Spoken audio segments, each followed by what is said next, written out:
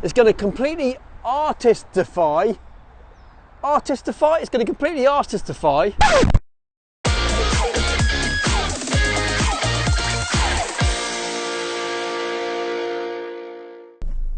Welcome to another video. I'm in the car. I'm on the way to a location I haven't been to in so long. I'm actually really looking forward to this video. Getting down there is a bit of a trek. If you know what I mean, then you know what I mean.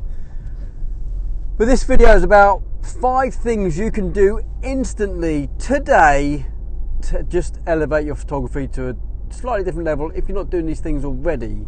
Potentially if you're a seasoned photographer, you're probably doing these already. But if you're a beginner photographer and you want 5 very simple things to do that will elevate your photography to another level, this video is for you. Let's get down to the shipwreck.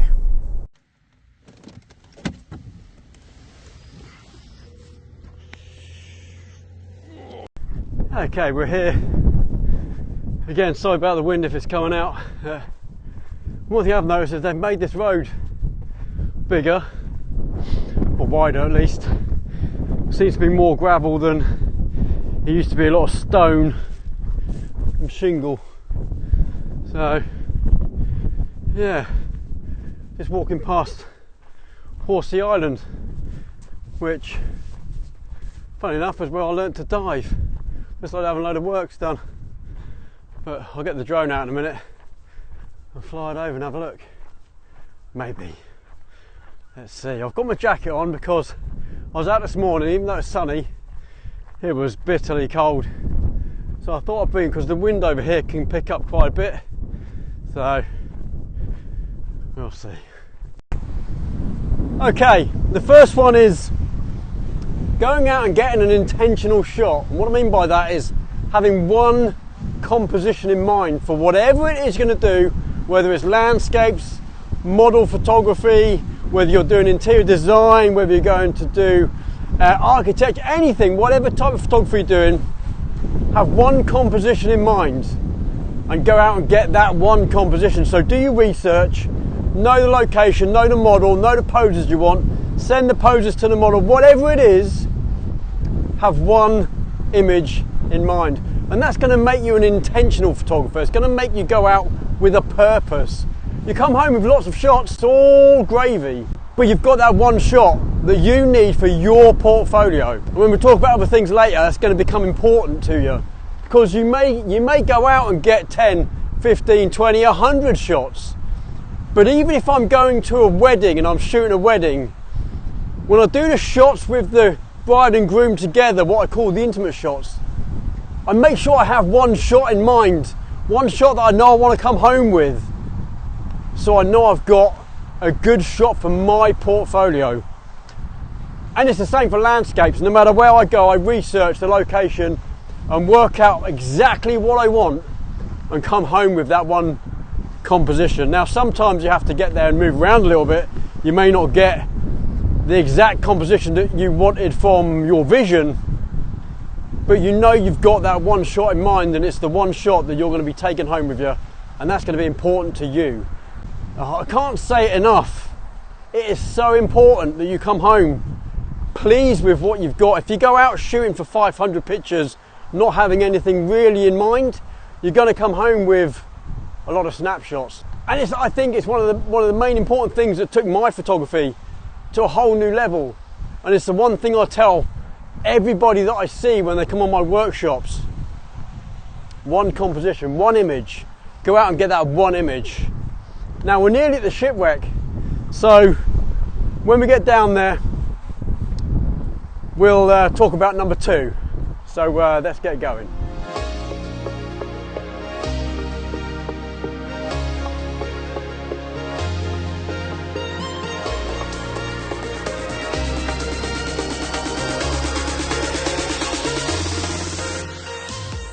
As you can see, the shipwreck is there.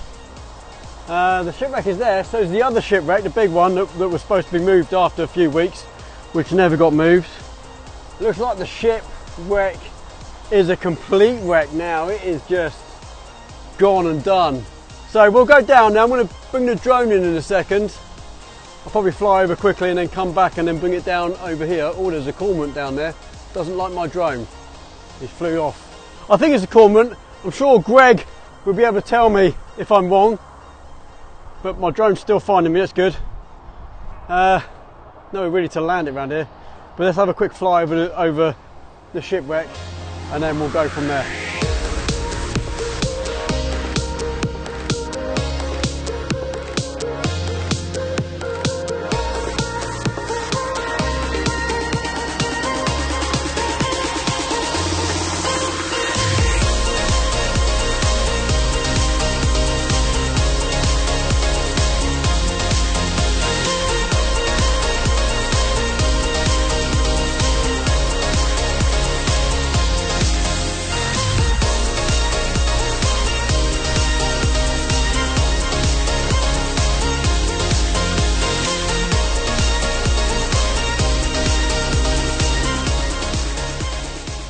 So this was always my first composition, and that's what I want to talk about next, is nailing composition. Use the compositional elements given to you by nature and man-made objects that are going to help tell your story. Photography, as far as I'm concerned, is 80% composition, telling a story. It doesn't matter what camera you got, what kit you're using.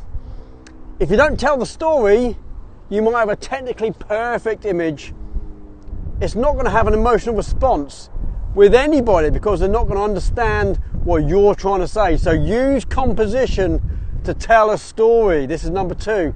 Don't just snap away. So when you go out with your idea of one shot to get, look in the surroundings for leading lines. Rule of thirds. If there's nothing going on in the sky, put the horizon on your top rule of thirds. Get rid of the sky, you don't need it. If there's nothing going on the ground and your sky is beautiful, you've got a nice sunset, then put your horizon on the low rule of thirds. Use all of the given information and things like framing, like in this location here. I can actually frame the shipwreck with the surrounding shrubs. Think about all those kind of things when you're taking your image. Trust me, 80% of what you're trying to achieve is done and dusted. Tell a story. Tell that story. And this is the other thing I teach beginner photography. You have to tell a story. There's no point just snapshotting something without having an emotional response at the other end. Someone's got to look at that and go, wow, yeah, I understand what that person was trying to say. Hopefully that makes sense. That's number 2. Look at this poor shipwreck, look. That thing, that monstrosity there might actually become the next shipwreck. I don't know. Once that goes, that's going to be the only thing left down here. It's kind of intrusive into what I want to achieve. So this location being the first location I generally bring people to when I've done workshops and photo walks up here, although it's overgrown, it's going to be the most popular now because that thing is in the background of everything else. Let's move on and we'll go over number 3. A bit of a closer look. This is the composition. This is where we would normally bring 5 or 6 people. You can't get out there at the moment because the amount of shrubs that have grown is so overgrown down here as well. Getting up here was a nightmare, getting through the shrubs. But this was the main composition. If you look at any of my pictures of the shipwreck, they're mostly taken from here. And look at that thing in the background. Oh man! But that is proper gone in now. You didn't used to be able to see inside it very much. You see a bit at the top here, and then a bit down the bottom where there were actually the holes and stuff like that, but it's completely gone. You know, you can see everything. You see where the engine is. There's an engine in there. Wow. Number 3. It kind of goes along with number 2. So in your composition, a lot of photographers, especially with landscape photography, forget foreground interest. Giving your composition an element of perspective, sometimes size. If there's something in the foreground, it's going to tell the person who's reading that image how big your subject is, or whatever's in the background, whatever you've got going on. But I find that if you start putting something in your foreground, you start adding some foreground interest. If you're down the beach, if you're down here, these rocks down here, I always use these rocks as foreground interest in my composition with the shipwreck. It just adds a sense of scale, adds a sense of not necessarily perspective because they're weird shapes. But if you start doing that, you're going to start elevating your photography to such a level that you're going to outgrow your peers really quickly. When I take shots of the Spinnaker Tower, I always make sure I have something in the foreground, whether it's posts sticking out of the water or whether I go back a little ways and have some of the path that I'm stood on. Something in your foreground to give it perspective, give it a sense of direction. Sometimes your foreground then becomes your leading lines, your rule of thirds. It complements your composition in a way that I think more than most other compositional elements will just smash your photos out of the park. And that's why I've kept it one separate. So that is separate. Number 3, foreground interest. This was the third spot. You could get a really good picture looking back at the shipwreck. Again, ruined by the other shipwreck.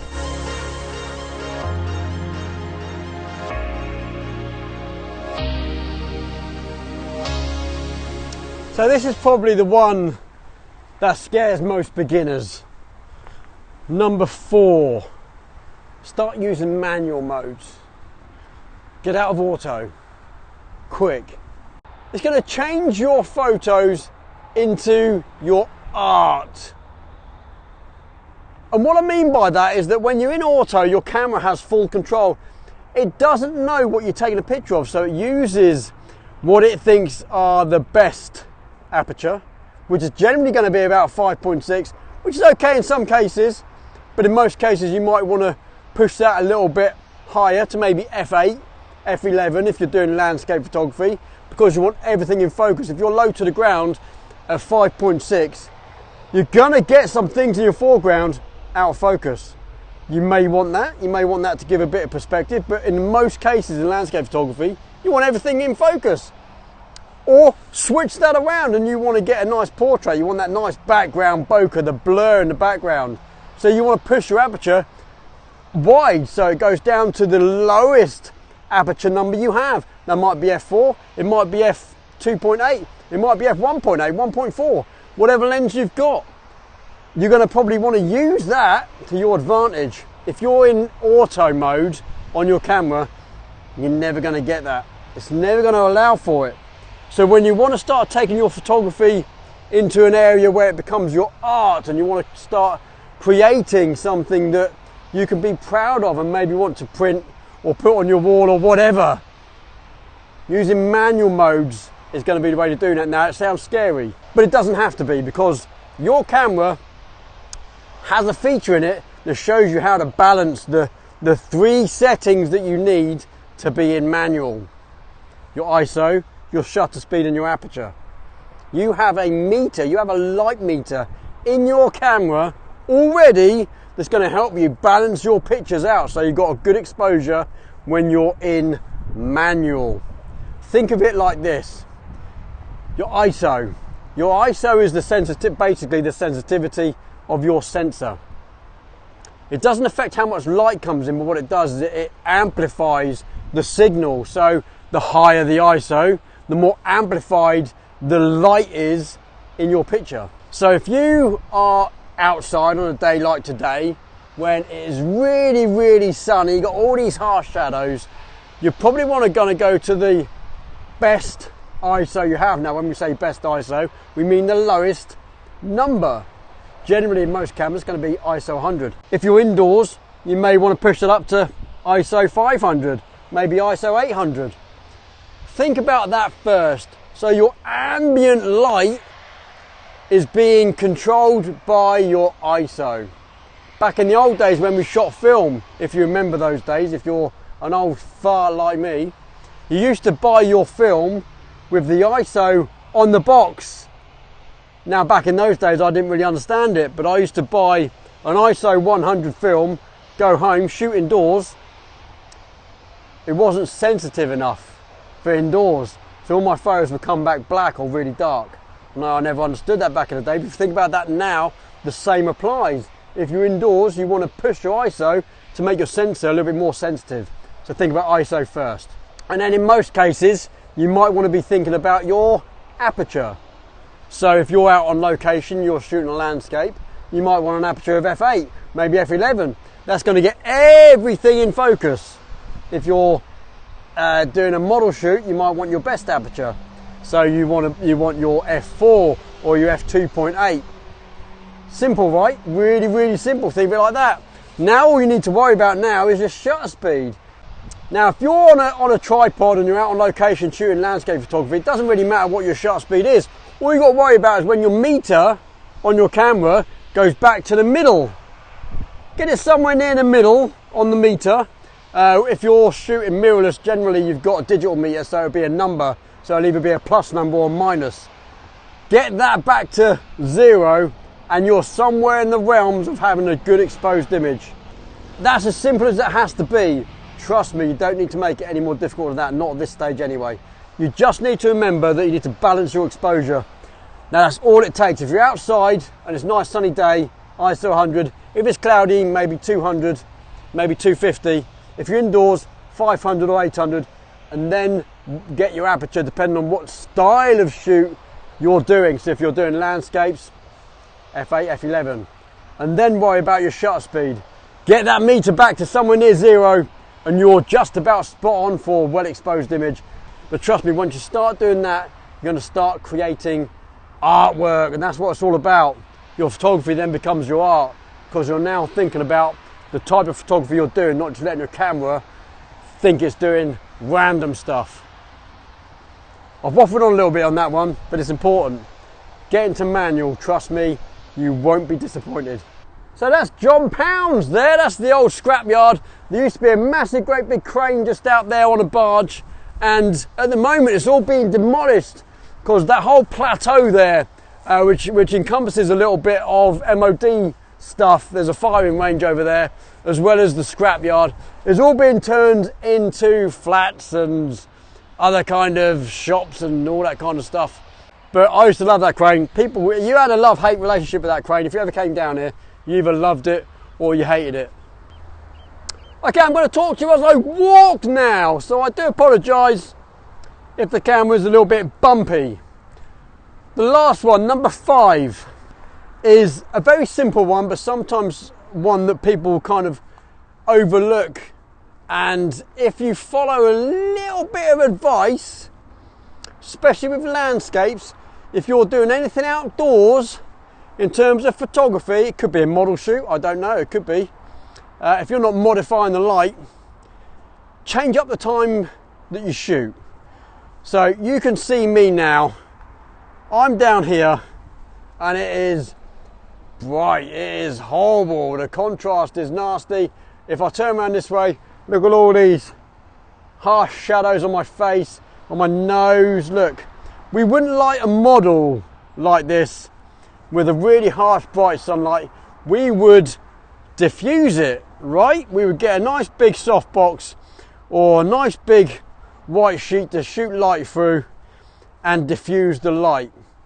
We wouldn't shoot in this type of conditions. Landscape photography can be the same. If you start shooting at sunrise, sunset, golden hour, and not forgetting blue hour, I'll come to that in a second, you will find that your photos will have a completely new outlook and they will start looking amazing. Trust me, stop shooting during the day, just for now, and start shooting at golden hour. It's called golden hour for a very good reason. The sun goes down so much that it has to cut through all the crap and the pollution we put in the atmosphere, and the light turns a lot yellower. Golden hour, very simple. We've done that, it's our fault, potentially. And not that I'm glad we've done it, but it certainly makes pictures look a lot better. Now, if you're like me, you go out and you're going for that one shot, remember the one shot? You're going to get your composition sorted, leading lines, rule of thirds. You're then going to think about foreground interest. Set your camera up, shoot in manual. You get the shot you want, and maybe a few others. Sorry, I've got a duck there. And maybe a few others. So you're not disappointed. You pack up and you go home. But before you leave and before you get in your car, you turn around and the sky has just gone banzai and you're just like, oh, I should have stayed out. Shouldn't have packed up. You're right, don't pack up. Stay another 20 minutes, maybe half an hour. And if you're looking at getting some shots that other photographers rarely get, stay out for blue hour. Now, blue hour is the time of the night when sun's gone down, the other side of the sky starts to get dark, and that hour it takes for that darkness to swoop in over across the sky is called blue hour. Now, the reason why that's important, especially for cityscapes, is because that is the time of the night when the city lights come on and the light in the sky goes down. If you know anything about landscape photography in particular, the sky is always the brightest part of your image during the day. Now in blue hour, the light or the ambient light in the sky comes down enough and the lights in the city come up enough to meet. You don't need to use any ND filters or anything like that at that time. Your pictures are going to be well exposed for the sky and the ground and your cityscape, your interest. You're not going to need to do very much to those pictures in terms of editing, trust me. We'll come on to editing in another video for you guys that want to start editing your pictures.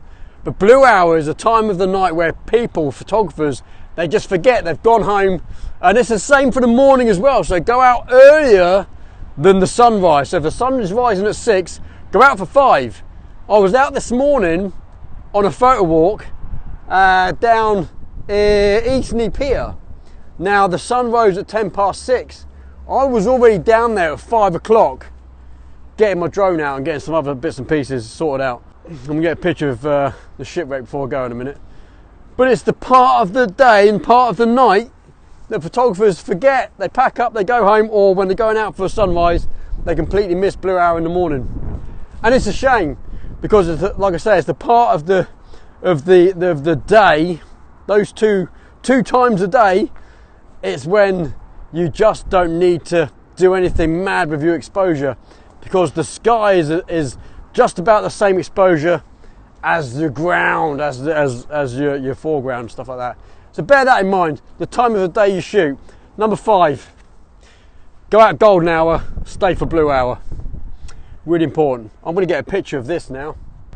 I'm going to try and use all the elements that we put together here. I knew I was coming down for the shipwreck. It was always going to be from this location because I didn't want that thing in the background. So I had that one composition already in mind. Now I just need to put all the other aspects of what I've just talked about into play. Let's do that. Okay, I've got my camera. I've come out for that deliberate shot from here of the shipwreck. Got to think about composition. Now, I've got a surrounding area here that I can frame if I wanted to the shipwreck. I've got some stuff here I don't want in, so I'm going to have to mess around a little bit here because all these bits here are just about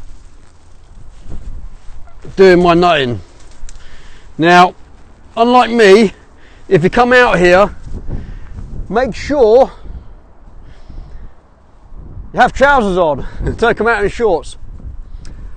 So can I think about leading lines? There's not much of leading lines in this composition. The sea's out, so there's nothing really going on with the sea, and there's nothing in the sky, but I can think about rule of thirds. I can put my horizon line on the top rule of thirds there, and you can see if you turn your grid on in camera, you will have a grid somewhere in your camera, trust me. Turn it on and you've got that golden. Now I am at ISO 100 at F9, let's go to F8, and I am at, because it's so bright out, 1/800th of a second, which is actually really fast, so I can shoot this handheld. If it was darker and you go out at gold now, like I said, you won't be able to do it handheld. Get yourself a tripod, use a tripod. That's a bonus tip. Use a tripod. but I'm getting a really nice look there. Now, what I'm going to do is actually zoom out a little bit, and some of the shrubbery down here and on the side here, I'm going to use to frame, so my foreground interest is there, look. I can step back and zoom in. In fact, I'm coming back nearer to you, look. There. Now, let's make sure we're getting all of it in.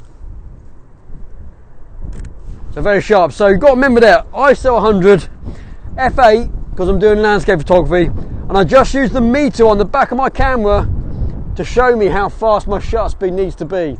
That's how simple manual mode is. Trust me. The only thing I can't do in this shot is number 5, and that's shoot at gold now, because I'm not going to be here. But trust me, number 5 is just as important. I'm going to pack up and get going. I've got a few drone shots to get before I go home.